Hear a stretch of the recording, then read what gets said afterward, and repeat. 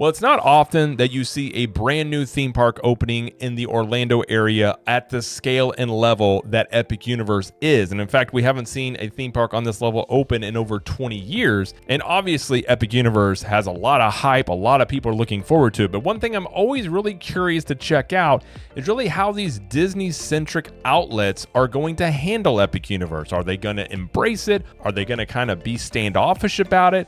Be a little bit territorial about it?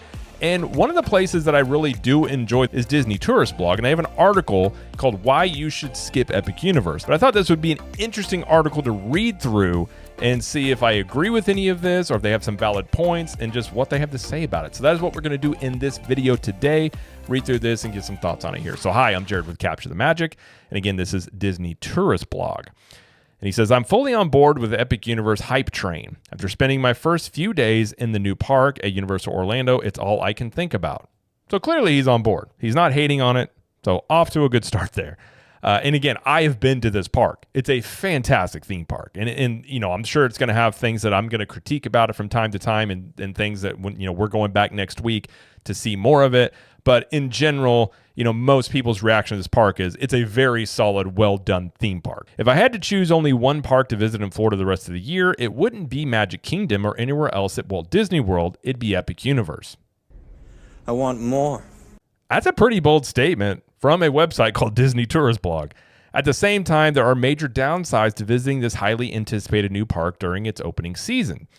As excited as I am to revisit Epic Universe as soon as possible, and he said, and I'm very excited, I also recognize that not everyone is me. The average tourist might not have the same time or tolerances to experience a new theme park and all that entails. Moreover, I'm somewhat concerned that the hype train is going a tad too fast and needs the brakes pumped before it risks derailment. To that end, I want to start our major coverage of the new park by making the argument against visiting Epic Universe, why you should skip it for now and wait until 2026 to visit Universal Orlando's new theme park. So please note that this is one half of a counterpoint article series. The case in favor of visiting Epic Universe is coming soon. With everyone else fixated on hype, I thought I'd be pragmatic to start by tempering expectations. I see what you're doing. Listen, I'm all for it. Listen, sometimes going against the grain get you more clicks, get you more attention. Got my attention, so hey, no hate here. All right, it says heat, sun, and shade or lack thereof. Apparently, Epic Universe was designed for folks who thought Toy Story Land was just a bit too chilly and didn't offer enough opportunities to crispen their skin or get soaked during a storm. We've been critical of recent lands at Walt Disney World when it comes to lack of cover and how hot they get, wondering if the designers responsible had ever left the comfort of their 70-degree air-conditioned offices in California. The team behind Epic Universe heard that and said, hold my beer, cranked their office AC to 62, and designed the hottest and least shaded theme park I've ever experienced. There was a lot of bluster from Universal about Celestial Park putting the park back in theme park. Apparently that does not include trees or shade structures of any sort, but does include the most reflective pavement on Earth. You can feel the heat from both above and below, making it difficult to spend time in the land during the day. Oh, so hot, so sticky. Celestial Park is lovely to be sure, but all of the praise for it is necessarily coming at night. I seldom saw more than a handful of guests in here during the day, aside from those going from point A to point B.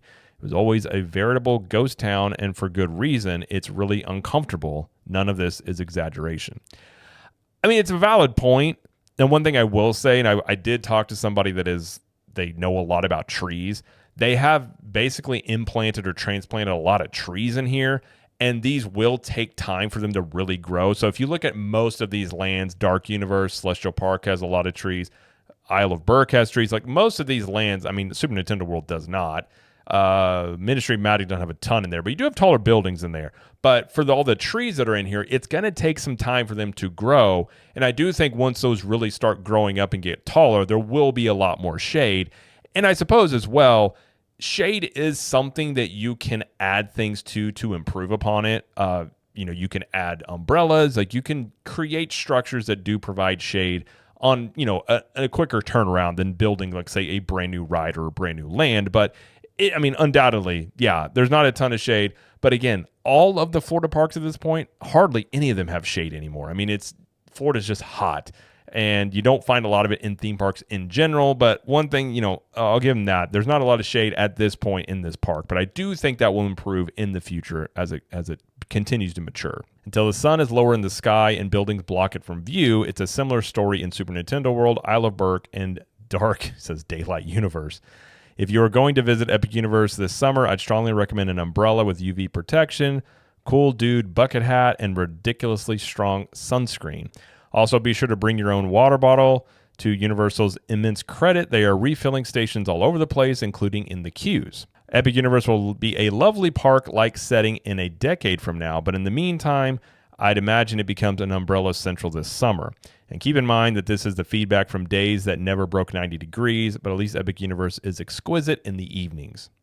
Well, and that's my beef with them closing, at least the initial period here of this park closing at 9 o'clock, because the sun sets in Orlando about 8:15. And given Florida is hot in the summer. I don't think that's breaking news, but apparently, Disney and Bob Iger had talked about the impact on their attendance was due to heat. Right. I think they said that last year, but it's been hot in Florida forever. So that's something that's never changing. But the fact that later, parks staying open later does help with this, especially a park like this that's designed for the nighttime, it seems. Having later hours is a great way for guests to experience a theme park without the sun beating down on you so much.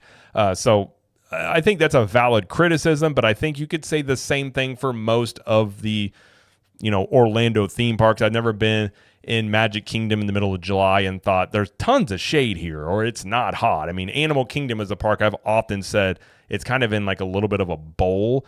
That park feels at least 10 degrees hotter than maybe what the temperature is outside. So you could probably make this argument for a lot of parks, but I do think in the long term, there will be more shade. And maybe Universal listens to more of the critiques of that and add some more shade structures, throughout the park in the short term. It says high prices and no discounts. There have been a lot of complaints among Walt Disney World fans about price increases, and that conversation is often accompanied by comparisons to Universal Orlando. Many have suggested they'll vote with their wallets and visit Epic Universe instead due to Walt Disney pricing them out. This doesn't quite add up. Epic Universe is extremely expensive. It's opening summer, and Walt Disney World has unprecedented discounts that essentially offer 2019 pricing. For Epic Universe preview tickets, I paid $180 per day after tax, and that's at the lower end of the price spectrum this summer. Of course, multi-day tickets are available, but that requires visiting Islands of Adventure and Universal Studios Florida, with only a single day at Epic Universe and no park hopping. This strikes me as a poor allocation of limited vacation time, especially if you're doing other theme parks in Central Florida during your trip. Universal, when it comes to their pricing, when Disney increases their park tickets, Universal will also. The single day tickets, they're going to be pricey, whether or not, they're almost comparable to what Disney does. Where they really offer the discounts is if you're an annual pass holder, like if you're buying single day tickets, like we were able to get a preview ticket for like in the $120 some odd range. So they are discounted a lot for annual pass holders. But also when you get into the packages, that's where you tend to get more of the discounts. But also, Universal's not operating off of having to run discounts because they have perceived, at least at this point, demand and anticipation for a brand new theme park. So if you're talking about Disney raising prices in a period of time where they don't really have a lot of new things to really check out, maybe a ride here or there, you're talking about a brand new theme park with 11 new attractions and everything to check out here. So they're trying to operate from a place of essential demand. They have the demand. They feel like they can charge the prices they're charging for it. I don't like seeing higher prices for anything, but I can understand from a business standpoint. Now, whether or not that ends up being the case, and they may have to run discounts and more deals depending on how the attendance goes. But at this point, I think that's Universal's thinking. So from a potential, just supply and demand standpoint, you can understand it, but they also may be trying to manage crowds a bit more, pricing it higher because, the other thing that the worry is that this park is going to be overrun. So you can also see an argument from pricing in a certain way to limit maybe the amount of people that come right off the bat.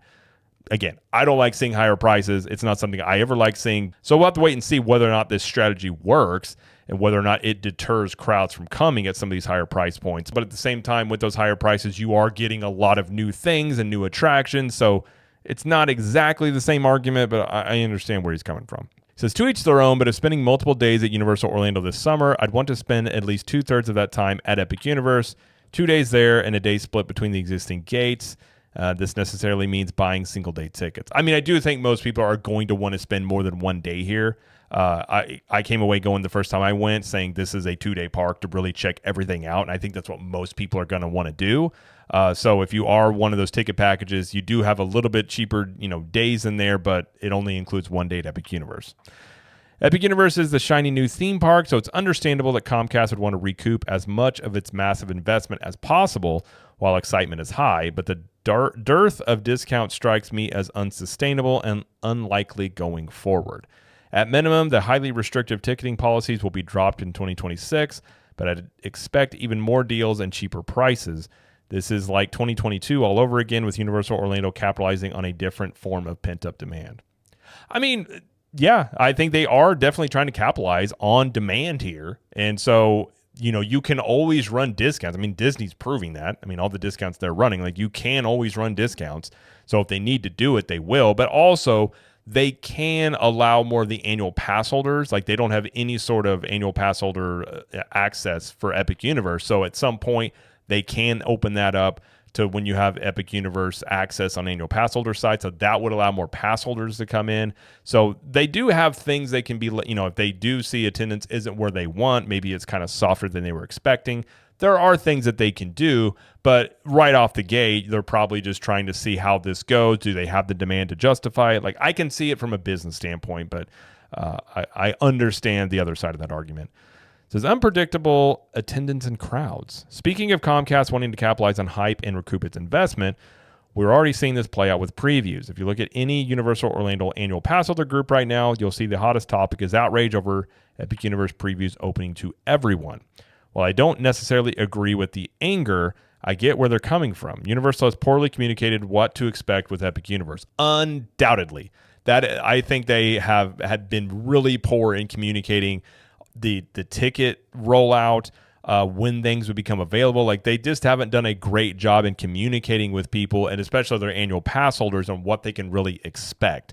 And really, all of a sudden, like, a lot of people did get annual passes to be able to go to previews, and then just days later open it up to the general public. It's not like, I'm not angry. Well, I made a video about it. I wasn't like outraged or angry. I'm not against people, the general public being able to go here, but I do think there should be a little bit of like, hey, this is when we're going to do this. So if you were on the fence and maybe you were one of those people that were going to buy an annual pass just to go to previews, you could have waited and not spent the money to do that. So I just think more communication in general would be good. And really, from my experience with Universal, I think one area they can improve upon is communication, and whether that is communicating to the fan base and the annual pass holders about certain things, but also you'll find a lot of times with team members, if you go ask the same question to like 4 or 5 different team members, sometimes you get 2 or 3 different answers. So sometimes the communication, even down to the guest-facing team members, they don't have all the correct information as well, which does cause confusion. So that is something in general I think Universal does need to improve upon, just communication across the board. And also frequently making last-minute announcements, reversing course, etc. Completely agree. It's the lack of predictability that's the problem. Fans buying on the basis of certain implicit expectations and those changing days later.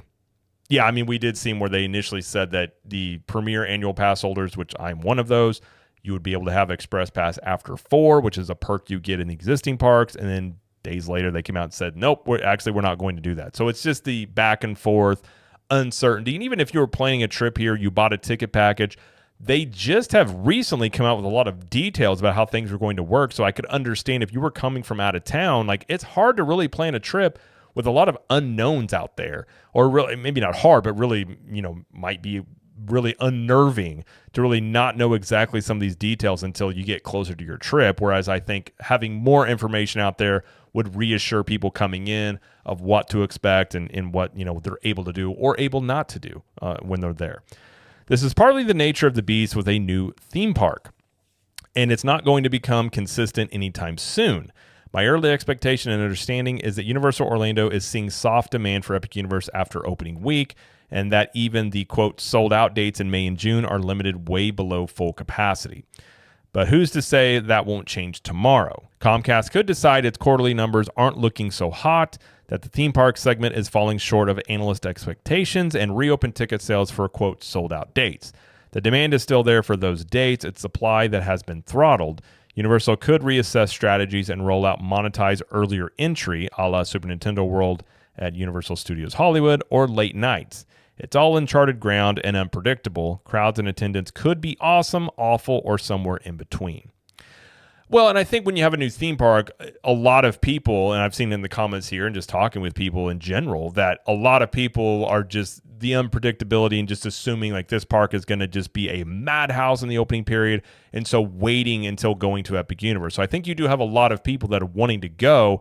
They may also just be waiting to see how are the park, how are the park operations? Are the rides running? Are there issues going with that? So a lot of people, interest very high, but waiting to see how certain elements of the park running are going, because people, being the higher ticket prices, you also don't want to spend that money to go to a park that is going to have issues. And I understand that completely. So I get it if you're sitting there going, oh, I'll wait and see how it's going, let them work the kinks out, and then I'll go. So you could have a lot of that going on. And also you have Universal as well. I think they are going to go on the lower end of capacity just because it's a brand new theme park. They don't want to make headlines for having, opening day, having a bunch of issues. So trying to open this park with, as low crowds as maybe they not going to say that they want, having lower crowds that they can manage versus the higher end. So what I have heard is this park's maximum capacity may be somewhere around 50 to 60,000 guests per day, and they're aiming more toward the 20,000 guest range in the opening time period to help, obviously get things going, try and have a smooth opening. And if there are issues, you don't have as many people in the park to deal with, stuff going on. So I think for them, it's also managing that demand and expectations and also trying to deliver that for guests while still, getting through these issues. And we've seen during previews, rides going down, Ministry of Magic being into the virtual line system. That feedback hasn't been great. So there's a lot of things that are working out in real time before this park is officially open. So, I can completely understand why they may go on the lower end. And I can also completely understand a lot of people just sort of in a wait and see mode before committing to go to Epic Universe, which could mean that there's some unpredictability in terms of, what the attendance or what the numbers are looking like for them. And it may be contingent upon how this park performs when it opens. Now, and I say that as well. I don't think in the short term here, it is going to mean the success or downfall of this park, even if they get off to a rough start. I mean, theme parks are going to be around for decades. I mean, we're talking, Universal Studios or Disney World. So it's not like even if they get off to a rough start, it doesn't mean this park is doomed. It's not a great scenario. But again, this is a park that will have expansions added to it. It will be around for a very long time. But you do want to start off on a great foot. Just again, this is the first theme park that's open in a social media era like this. So you want to get it off to a good foot. But even if it doesn't, it's not going to mean that this park is a quote failure or anything of that nature. It says getting in shape. Says Epic Universe continues the trend of Universal's stringent guest containment policies, meaning aggressive restraints even on the slower moving attractions. This had the recipe for being another Secret Life of Pets off the leash, a slow moving dark ride that many larger guests could not experience due to its restraints. It says thankfully that is not the case. Everything we've heard suggests that Universal Orlando took guest feedback to heart with Epic Universe, and the restraints are largely friendly to poo-sized guests. That's a good way to put it. There are limits on this, but the same is true with Walt Disney World, Tron, Light Cycle Run, and Avatar Flight of Passage. Would like a word. I'm about the worst person to speak to this, so it's all secondhand from friends who reported being pleasantly surprised. There are plenty of resources tailored to this type of guest, but the salient point is you probably don't need to fear embarrassment or accessibility issues if you're a larger guest. Universal seems to have done a really good job of threading the needle when it comes to Epic Universe, seats, and restraints. I've heard the same thing, and I really can't speak to it either. I mean, I'm taller. I'm 6'3", but I've never had any issues outside of like leg room and just, being cramped onto a ride vehicle. So I can't speak to it personally, but I have talked to others, and I've seen, stuff on social media that a lot of these rides are more, larger guest friendly. I do know on Monsters Unchained, that ride system, you have 4 seats. The 2 inner seats are bigger and allowing for larger guests to be in those compared to especially like Forbidden Journey. So I think from what I've seen as well, I would agree with that. I think they've done a good job with that. So the bigger issue, and the one I absolutely did notice, is all the stairs. On my days in Epic Universe, I somehow managed to log in upwards of 20 flights per day. It seems like every single attraction has stairs, both in the queue and at unload. Of course, attractions are also accessible, so there are elevators, but waiting around for those might not be an ideal use of your time. Personally, I do not think Epic Universe involves an excessive amount of walking as a result of the portals. My average steps per day were lower and considerably so than prior days at Walt Disney World, but the difference is that I was actively trying to avoid spending time outdoors due to the heat and lack of shade, and I did way more rides per day than my norm. So I'm not really sure that step count was representative of an average guest day. Point being, you might want to work on endurance and get in shape a bit before Epic Universe. The 1-2 punch of the heat and the stairs makes that park that can be unduly tiring. It was for me, despite fewer steps, and I'm decently in shape. I talk about this a lot on our podcast, and I have a background. I used to be a personal trainer. Is when you're going on vacation like this, don't just go into a trip and not walk a lot beforehand or not, get used to the heat a little bit. I've seen people pass out from heat stroke or just being overheated, not used to it, not walking that much. So I always tell people, like, drink a lot of water. Like, first thing in the morning, load up with a bunch of water when you wake up. Be used to walking around. There are some decent amount of steps here, like do some steps at home or work on that quad strength before you go on your trip a little bit. Just be a little bit more used to it. You'll have a better time. You'll still be tired. Don't get me wrong. I mean, I still get tired when we're walking through the theme parks all day long, but at least you won't go from nothing to all of a sudden like 0 to 100. So I think, especially if you're going this summer, plenty of water, be used to that heat a little bit. Be used to a little bit of exertion in that heat is also a good thing as well. Because if you haven't been doing anything exertion outside, you may not be able to know some of the warning signs of like, oh, I need to get some water. Oh, I need to cool down. So if you're not used to that, you may just blow right past all those warning signs. And the last thing you want to happen on your vacation is to have some sort of incident happen, heat stroke, and you have to have medical emergency help. Like, that's not anything anybody wants. So at the very least, drink a lot of water, get used to a little bit of, walking around, some exercise before you go on whether that's Epic Universe, Universal Studios, or Disney World. Just be used to walking around in the heat, especially if you're going in the summertime. So the virtual line for the number one ride. Universal's virtual line system is worse than even Walt Disney World's first generation of virtual queue. So let that sink in. Also, I strongly suspect that the worst experiences with Harry Potter and the Battle of the Ministry will surpass the worst experiences with Rise of the Resistance. If you're paying attention, you've probably already started to hear horror stories about the virtual line for Harry Potter and the Battle of the Ministry. Those will only get worse. It's a simple numbers game. On a good day, we'd hazard a guess that fewer than 1/3 of all guests were experiencing Battle of the Ministry, and this is still during paid previews, when park capacity is capped pretty low, meaning that later this year it could be 15% of guests experiencing Harry Potter and the Battle of the Ministry on a regular day. The virtual line is being used because Harry Potter and the Battle of the Ministry is plagued by unreliability and downtime woes. The ride breaks down a lot, and if I were to post a wait time, that would measure in hours, and whatever number were posted often wouldn't even be remotely accurate due to multi-hour breakdowns. Even when it's operational, Battle of the Ministry is not efficient. One entire side of the attraction is often offline, and we've observed a slow and methodical dispatch. I don't want to guess as to its current operational hourly ride capacity versus theoretical hourly ride capacity, but let's just say throughout it's not so hot right now. No knock on the ride. It's a highly sophisticated attraction in a brand new theme park, so this is to be expected. We have a 100% success rate thus far for Harry Potter and the Battle of the Ministry, but this is very much not the norm. So this virtual line is also less skill-based than its counterparts, so our luck will run out sooner or later. If you opt to do Epic Universe, you should go in with the expectation that you will not get to ride Battle of the Ministry. This means skipping what is unquestionably the objective number one attraction in the park and best ride Universal Creative has ever built. Yeah, I mean, this is something like when we were there, this wasn't available to ride. Since then, it has been. So we're going back next week. So I will try out the virtual line system firsthand.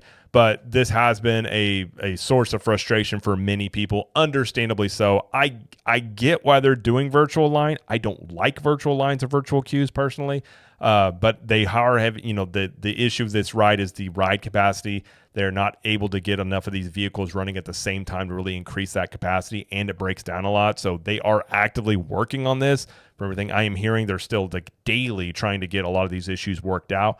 Hopefully, they get this worked out before the official park opening, and it is in a standby situation, because I do think potentially the biggest issue this park is going to have is this ride and this virtual line system, because if a lot of people are showing up and they can't ride this, there's going to be a lot of frustration for people. And, I remember seeing that back in the days with Rise of the Resistance. You used to have to be in the park to try and get on it, much like this one, where you would see people come into Hollywood Studios first thing in the morning trying to get a virtual queue, and if they didn't get one, they were leaving. And a lot of people would be very frustrated just showing up, getting into the park, and then being like, well, never mind, I'm leaving. And it is a frustrating thing, and there's really no happy medium with this. We've seen Disney even have issues with this, where you had to wake up at 7 in the morning to try and get a virtual queue for some of these rides. And there's not much worse than waking up in a high level of stress right off the bat, trying to get on a ride that you think is going to perhaps make or break your vacation. And for the most part, I think most people feel this way. If there's a high demand attraction, I would much rather have the option of just waiting in line for it and not having a virtual lottery essentially dictating whether or not I'm going to be able to ride it or not. I get why they're using it. I understand why they're using it, but I still don't have to like it. And I think this is potentially the number one thing that could lead to a lot of negative feedback about this park, is this ride and this virtual line system. So hopefully they do get this worked out. I think undoubtedly as time goes along, they will get this worked out. You look at Rise of the Resistance, it had issues for years, and that is a great attraction. It's a great ride, and I think it's very similar to this one in terms of all the complexities of it. So they will get this worked out eventually. It's just whether or not it's going to be for the opening time period here, that's unknown. And I think this could be why a lot of people may be waiting to go until things like this are ironed out, which is completely understandable. If this is a ride you want to do, if you're going to drop thousands of dollars, I don't know if I'd want to drop thousands of dollars to go to a park to ride a ride that you may or may not be able to ride. And yeah, in a given day, theme park rides can go down, which is understandable. But in a situation like this, out of a known issue, that's something that can definitely be a drag on this park. It says breakdowns and downtime. As you've probably witnessed if you spent any amount of time being a Walt Disney World fan, new attractions have growing pains and often plagued by problems their first few months. This is not a uniquely Disney problem. It's the nature of the beast as attractions become more complex. Epic Universe is an entire park of new rides, which many are innovative and envelope pushing. Harry Potter and the Battle at the Ministry is by far the biggest offender in this regard, hence it's using the virtual line, but it's far from the only problematic attraction. Pretty much every single one of the park's marquee attractions has levels of downtime higher than what guests would consider reasonable. During previews, there have been some really rough days. We have not experienced these, thankfully, but I've talked to friends who have and have observed from afar via the Universal Orlando app. Multiple headliners going down has a cascading effect even during previews, causing congestion in restaurants with long delays for mobile orders and spiking the wait times of other rides that are open. Keep in mind that this is during days when attendance is heavily capped. When rides come back online, the backlog of Express Pass means sky-high standby wait times. Suffice to say, you're not going to want to be in Epic Universe for the first time there's an operational meltdown with the park operating at or near full capacity. It's going to be a nightmare, and it'll be one exasperated by the above concerns about the lack of shade as well as sufficient crowd-absorbing counter-programming. Valid points, and that's definitely something that would be a valid reason as to maybe to wait to go. Because, again, a park full of brand new attractions, and we've seen this before, like, say, Magic Kingdom, you'll see that park, if it's, say, 4 or 5 rides go down, all the other attractions have high wait times, and it changes the way guests flow in that park. So I would say on top, it kind of coincides with Battle at the Ministry of that uncertainty of that ride. You can apply that to the same thing around this entire theme park. And people may just want to wait until these things seem like they're ironed out and fixed, because they will be. It's still like this park hasn't really been operating for more. I think it's been a couple of months at this point in limited capacity. So as they test those higher capacities, these rides will, get online more, have, more reliability. But until then, that's a understandable reason as to maybe waiting to go until these things get ironed out. In the medium or longer term, we don't expect any of this to be much of an issue. Completely agree. Almost every new attraction or land has initial growing pains, especially the advanced ones. Again, Epic Universe is an entire park of those. We're not trying to be critical or nitpick. This is more of a sober, it is what it is type of commentary.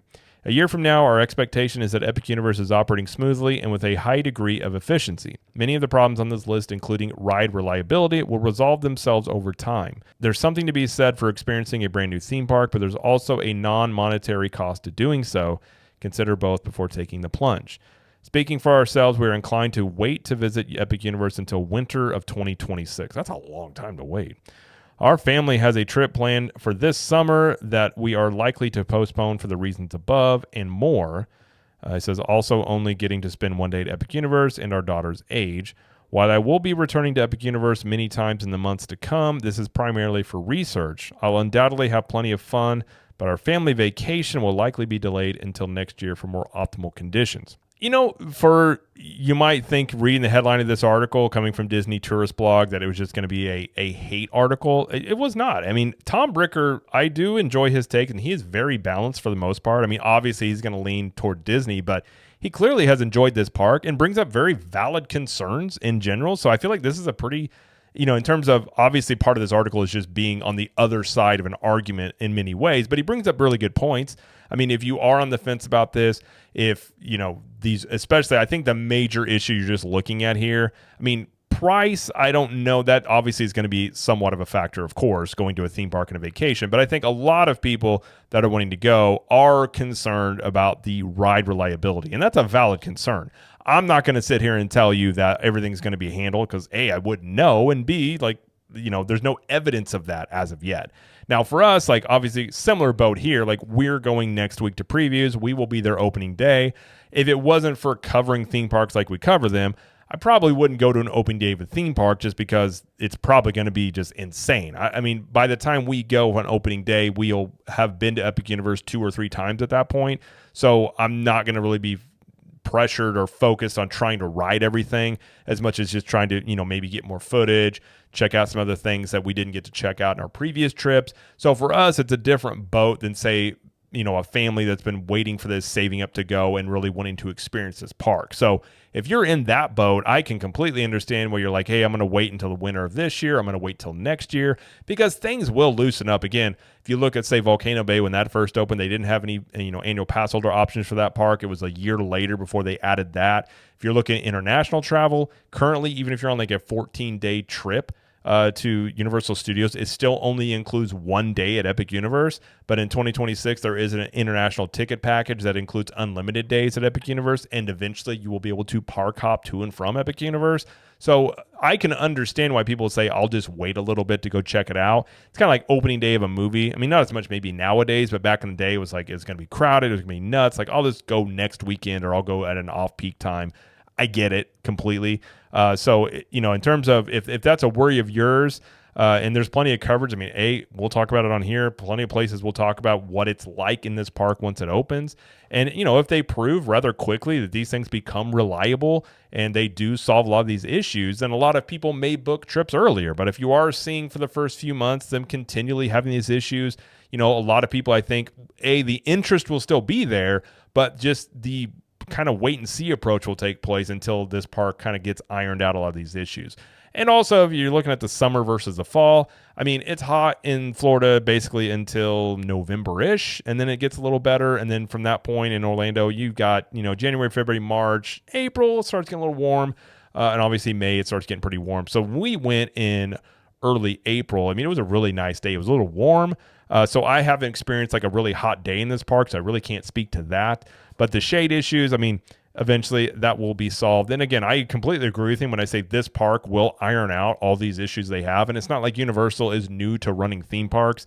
Rides do go down. That's just going to be part of any theme park that runs. But for the most part, Universal has figured out a lot of this stuff. They know how to run theme parks. So I have no doubt that Epic Universe will eventually be a smooth operating machine, and they're going to add things to this park and the existing parks as well. So I think in the long run, whether or not the opening time period has its issues, which I think undoubtedly it's going to have, it doesn't mean that this park is doomed or it's not successful. I mean, this is something you don't make a $6 to $8 billion investment for just the first year or the first summer. And if it's not going well, you're like, oh, there it goes. We're done. It's over. We are screwed. I mean, you're looking at this investment for decades to come that helps build Universal Studios into a more prominent vacation destination. So there's a lot of pressure on it this year. Obviously, a lot of hype. A lot of people looking forward to it, and I think it's justifiable. Again, I've been to this park. I think it lives up to the hype. I really do. I came away just wanting to go back. I feel like I just scratched the surface of this park, and we were there from literally about 10 a.m. until the park closed. We were there, which is 7 p.m., and I still felt like I barely got to scratch the surface of everything you can do here. So even if rides are down, I mean, there's so many different immersive aspects of these lands, different things you can check out, and I think that may end up being a really strong point of this park is obviously these attractions, but it's also these things in this, in the lands here, the food, the restaurants, the immersive activities, the meet and greets, like all these things combined, I think will make for a great theme park experience. So when rides go down, those things are also going to get busier. So you obviously want rides to be reliable so that not everything in the park is congested and jammed up. But I think if it does go really well, and let's say they do figure these things out, like we said, 20 days from now till this park opens, if they figure these issues out, I could see you start looking at like June, July, August. You could see bookings really start picking up, especially toward the fourth quarter, getting toward Christmas. Because if the word is out that, hey, the downtime isn't there, these rides are running great, you could see almost more people coming toward the second part of the year versus the opening part, because I do think a lot of people are going to hold off on going to this park just because they're going to assume it's going to be slammed, park issues going on. And that is something he didn't mention, but obviously the crowds here. But again, they are going to manage crowds, and I do think they're going to shoot for a lower end of park capacity. So I don't know how much crowds in general are going to be an issue here. Obviously, wait times are going to be something, and he didn't really go into that too much, but that is also to be expected at a brand new theme park as well. So I think a lot of people, for the downtime and also just seeing what do the wait times look like, a lot of things are unknown about this, obviously. So a lot of people are just going to take sort of a wait and see approach. But again, you could see the second part of the year once they kind of get an idea of how this park runs and operates, and they get an idea for it and go, okay, let's go in November and December and check this out. You could see a situation like that happen. But, in general, I thought it was a pretty solid article, pretty balanced. And I don't think it was a hate article at all. I mean, I have seen some out there that are really trying to take their shots at it. And I think somewhat it's unfair to really take shots at a brand new theme park that's not even open yet. That is clearly, anybody that follows theme parks is going to know that this park is going to have issues, even if you have the highest expectations and you love this theme park and you think it's the greatest thing ever. You have to admit, like, you're going to have some operational issues when this park opens. It's just undoubtedly going to happen. So I think there are going to be outlets that will take shots at that, even though if Disney was opening a brand new park, they would have the same issues, if not worse. How dare you? So I think being fair and balanced about this is something that's kind of important, and I think he is in this. I think he brings up valid points, and nothing I really disagree with too much, really. So all in all, I think if you're on the fence, maybe this is something that you consider about this. And clearly, he even says here, if he had to choose any theme park to go to this summer, it would be Epic Universe. So I think that's pretty high praise from an outlet that's called Disney Tourist Blog. Some valid reasons as to maybe why you wait to go to Epic Universe and not go during this opening time period here. But either way, though, that's going to be it, though, for this video. If you like this video, please like it and subscribe to the channel, as we do lots of coverage here of Universal Studios, Epic Universe, Disney World, and pop culture. And let us know in the comments, are you going to wait to go to Epic Universe till a later date? Or are you going to go this summer to check out this new theme park? And until next time, we will see you in the parks.